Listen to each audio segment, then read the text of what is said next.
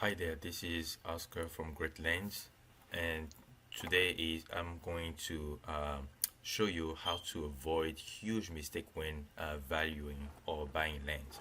Okay, so this is my website, realestatedeepdive.com, realestatedeepdive.com, and we sell land in Florida, Arizona, and California.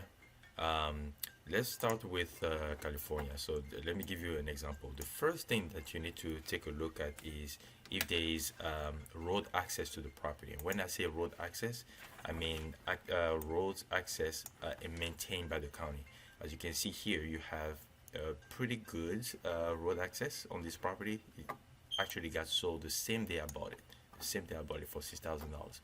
So you can see here that the county, there's a name on the property, there's a name on the roads close to the property. The property is actually located here. So here you have paved roads, but here you also have that a name on the road. So these are good chances that you can sell this land. Okay, and I got it sold within a day. The same day I posted, I sold it. So having a county maintained road is very important when you purchase land. All right, you could have dirt roads, which is also great as long as the property has access to it. Is great. But the best selection is for you to have county maintained road and name road. So if I take you to Zillow, for example, okay, if I go to maybe I have this property in Florida. Let me show you real quick. Okay, so I have this piece of land for sale in Florida. Okay, so this is 110 West Taco Lane. Let me put that in.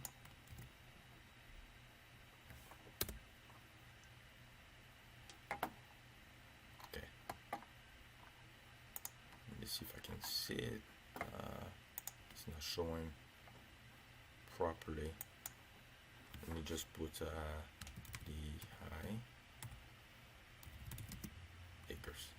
Let me choose another city. So I'm in Lehigh Acres, and you can see here that this property is has a name. You can see 43rd Street, and you can see Middle Road. So these are examples of property that you can quickly sell. Okay, so having a property surrounded by maintained county roads and which has name on it is very important for you before you purchase land. Okay, so here for example you have these roads which has a name, and this road which has a name. You have great chances to sell this property. So just make sure that there's road access to the property before you buy it. You can buy property without road access, but the value of the property will be very low. Okay, so the second thing that you need to think about is whether or not there's electricity. There are some lots without electricity and some with electricity. If you don't have electricity, you always want to check with a real estate agent around the area, or even with the county. You might want to call the county and see if there's electricity on the property. If there's no electricity on the property, as long as there are some properties around with electricity, I think you should be fine. It can cost you up to 10 to 15 grand to pull electricity, which, oh no, not really, up to 50 grand. So the electricity is very important. So you want to make sure that there's electricity. So it can be very costly to pull electricity. You can call whatever electricity service is in the area to make sure that there's electricity on your property. Okay, so this, for example, I did a due diligence, and it happened that there's electricity in, in the area, and most of the time they give you the company the provider, the electricity provider on the property. Okay, so this is the second thing that you need to check. The third thing that you need to check is whether there is septic, and these are really small miscellaneous: septic, water, And yeah, septic and water. Water, you can always dig a well. This can be easily done, but it can still cost you a little bit money. Septic as well, but these are miscellaneous. People don't take a look that much look at it. People sit by. One thing I want to mention though is you want to check the zoning. There are some properties, especially when it comes to California, and let me take you back to my lot in California. Especially in California, uh, zoning is one of the things that people ask. For example, uh, they wanna be able to ride a dirt bike. They want to be able to do camping. In Florida, some people want to be able to park their RV and stuff like that. So you need to check. You need to be able to check because people want to buy a property for a purpose, and the purpose is defined by the county, and it's called zoning. So you want to make sure that you check the zoning and see what the property allows and what the property doesn't allow.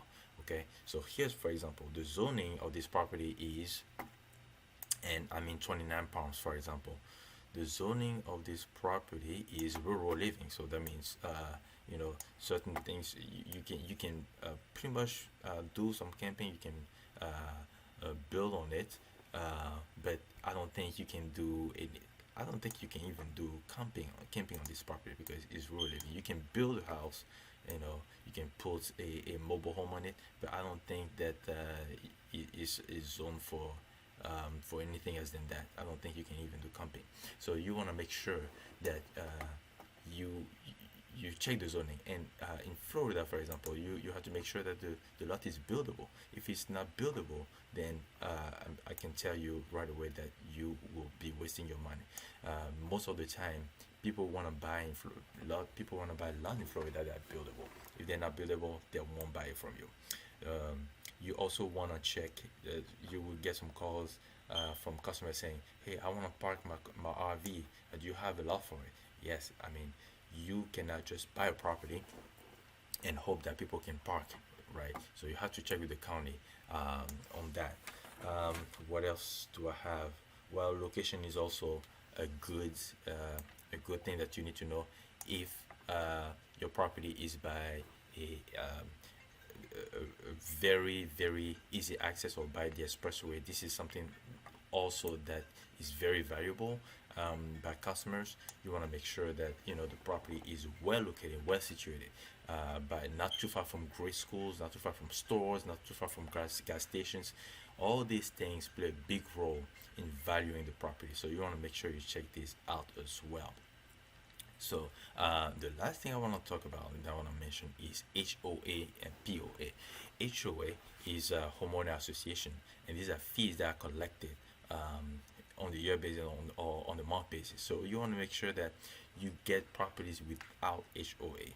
Okay, if there's HOA, which is sometimes acceptable, they shouldn't cost more than $100. I would say I would not buy any property with HOA more than $150. Okay, because I don't want too much expense on me when I buy a lot. So I want to make sure that I check that. So an example, if you go to Zillow, and here I'm in Lehigh Acres. Let's see if there is HOA on this property. You can easily see it here, HOA fees, and then so that means what? That there is no HOA on this property. So you can go ahead and have confidence that you're not gonna have that much cost, that much cost related to it. So I hope you like this video, and again, this is Great Lands. My name is Oscar, and feel free to visit my website, realestatedeepdive.com, or give me a call 425-395-4527 if you want a real good piece of properties. Thank you very much and have a great day. Bye.